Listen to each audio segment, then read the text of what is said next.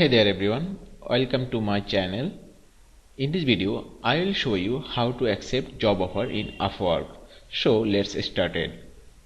At first we need to click on notification bar. Then I see that one of my clients sent me a job offer. So just click here. Then we see that we have a message which says Noor, you received an offer. The task is just a simple task. It's 20 USD. And when I accept the job offer and complete the task, I get paid for $18, $2 for Upwork service fee. Okay, so we just need to click on accept offer option.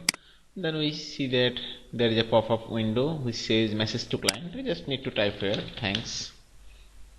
That's it. Just click on I agree, then click accept offer option. After that we see that our contract started. Here it already added in my contact list logo rework.